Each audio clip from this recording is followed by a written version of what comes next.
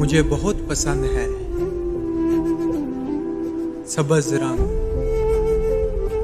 बहते दरिया। दरिया किनारे शामें डूबता सूरज, ऊंचे दरख्त, पहाड़ों की खामोशी, बादल का बरसना,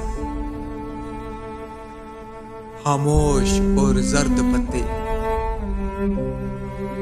बारिश में भीगना, मिट्टी की खुशबू, कागज की कश्ती, दरिया का पानी,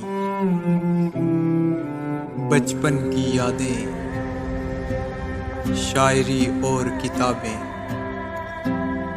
शायरी और किताबें।